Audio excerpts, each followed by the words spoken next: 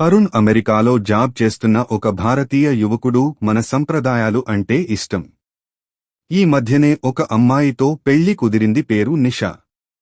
అమ్మాయి సంప్రదాయంగా ఉంది అని ఓకే చెప్పాడు. పెళ్లిలో అమ్మాయి చాలా బాగుంది.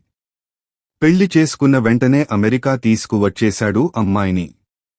కొన్ని రోజులు సంతోషంగా ఉన్నారు. నీకు బోర్ కొడితే అలా ఫ్రెండ్స్తో వెళ్ళొచ్చు అని అన్నాడు. అలా నిషాకి కొంతమంది ఫ్రెండ్స్ అవుతారు. వాళ్లతో నిషాకి అక్కడి కల్చర్ అలవాటు అయ్యింది. బార్లకి పార్టీలకి వెళ్ళిపోయేది. తాగుడికి అలవాటు పడింది. తన ఇష్టం వచ్చినట్టుగా ఉండేది. అరుణ్తో టైం స్పెండ్ చేసేది కాదు. ఇంటికి లేట్గా వచ్చేది.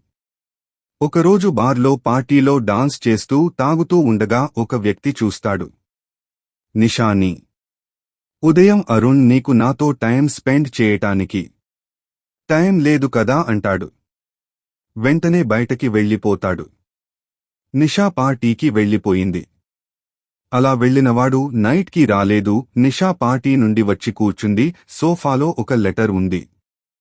నిషా, నీకు ఫ్రీడమ్ ఇచ్చాను. ఇక్కడ కల్చర్ అలవాటు చేసుకుంటావు అనుకోలేదు. నాకు సంప్రదాయంగా ఉండటం ఇష్టం. లేదంటే ఇక్కడ కల్చర్ కావాలనుకుంటే ఇక్కడ అమ్మాయిని చేసుకునేవాడిని. నీకోసం ఎన్నోసార్లు ఎదురుచూశాను. నువ్వు మారి నాకోసం ఎదురుచూసిన రోజు తెలుస్తుంది. నా బాధ. నీ స్వేచ్ఛకి అడ్డు రాను అని రాశాడు.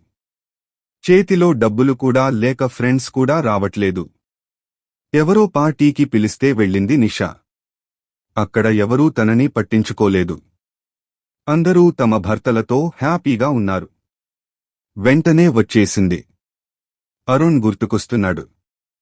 పార్టీలు తాగుడు మానేసింది. అరుణ్ వస్తాడని ఎదురుచూస్తోంది.